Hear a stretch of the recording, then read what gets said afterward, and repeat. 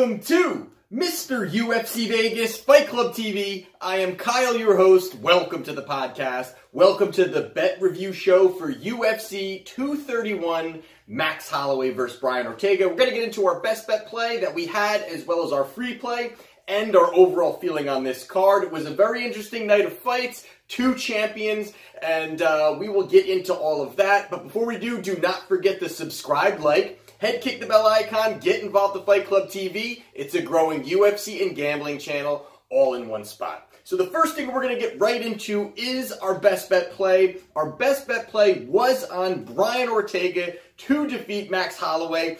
And in this fight here, obviously, you guys can take a look at some of the my write-up that I had on Wagertalk. If you go on the link, you could take a look at my thoughts, my complete thoughts of what I believe was going to be happening in this fight. This fight, unfortunately, we did not get right. We've been on a tear this year, but this one, I honestly think there was a lot of things that I missed really handicapping this fight. And when you take a look at it, my first thoughts going into this fight was obviously the issue that's going on with Max Holloway and his health.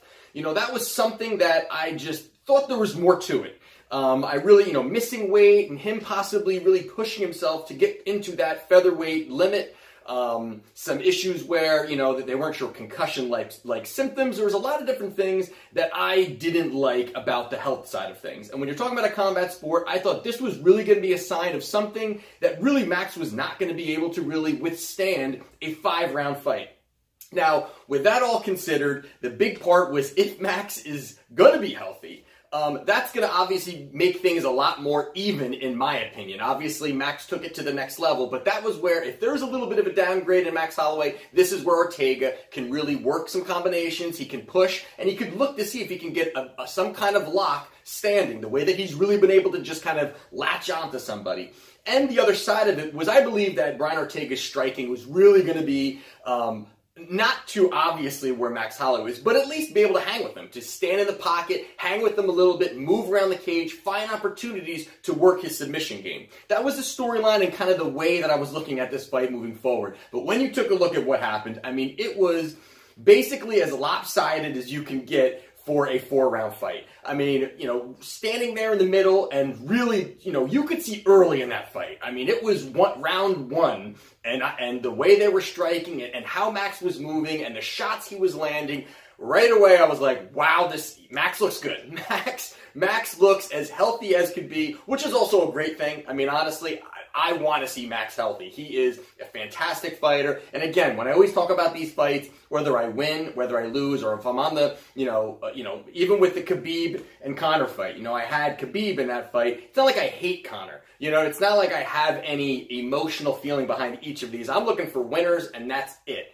But in this fight here, I was kind of thinking Max just wasn't going to be healthy. And the way he went out there and really pushed and striked and combinations and worked his kicks and was really right back to the old Max Holloway that has dominated and won 12 fights in a row. I mean, he looked like that guy. And that was something, again, did not think was going to happen. But as you saw after that, I think it was about the second, maybe early third round, somewhere in there, Max knew he had his number. I mean, I think it was the second round where he kind of, got a little fancy, got a little cocky, and that was even the only time, really, that Max Holloway allowed Brian Ortega to hit him. I mean, there were spots there that Ortega, which maybe was more tailing towards a third, Ortega landed some nice shots, but that was only really because Max had his hands down, he was dancing around a little bit, he just knew he had Ortega's number. And then Ortega trying to get any takedowns, I think that was not even a part of what I believed was going to happen. I thought there would be opportunities for him to work something up against the cage and maybe get some type of lock there to kind of bring him down. Because Ortega's takedown, I think he's around 15% success rate on takedowns. And you've got Max Holloway, who is in the mid-80s on takedown defense. But I kind of overlooked that. I kind of said, you know what, I think there's going to be other ways for Ortega to get really creative and grab some type of Max and be able to kind of get this finish. But moving forward, round after round after round, I mean, Max was just lighting up Brian Ortega. I mean, there's no doubt about it. He looked fantastic there, and I thought, again, there would be a little bit more coming from Brian Ortega, working his combinations, his elevation in his striking, I thought was something that maybe, you saw with Frankie Edgar, and it was going to move forward. But 100% Max Holloway put 100% beating on Brian Ortega in this main event. I mean, it was a great fight. But I thought one thing, it would be a lot closer. I mean, it was a war, and you got to give Brian Ortega a lot of credit. He took a beating and just kept moving forward. I mean, even in that middle of that fourth round, I'm saying just end this fight. Just call the fight. Max was just putting such a beating on him. There was no need for a guy like Ortega to move forward. It was good that they made the stoppage. I actually thought maybe even the corner would throw the towel in, but I don't know if they wanted to really do that to Brian Ortega. I mean, you got to do what's right for the fighter. The fight was, he was not coming back in that fourth, in that fifth round at all. That was not happening. So Max Holloway looked fantastic. Moving forward, I really would like to see this Max Holloway versus Khabib fight. I think that would be a massive fight. I think it would sell a lot of pay-per-views. And again, the champ thing is always, is like the new just being a champ. No one's really happy just being a champ anymore. They really want to have the 2 belts and the super fights. And I think the UFC, since they're really going towards that entertainment side of things, I think that's really where you're going to see more of these. So I think it's possible that Max Holloway, and with the storyline that they were going to have the fight and then they didn't have the fight between Khabib and Max. So I think that's going to be a very interesting fight. And now Max at 100% looking great. That's really great for that division, but I think just in general for this sport, he's 27 years old, or just turned 27 years old. He has such a long career ahead of him. He could really have this legacy. This was such a big fight for him, I think, on the fact that, yes, Brian Ortega was not a proven fighter,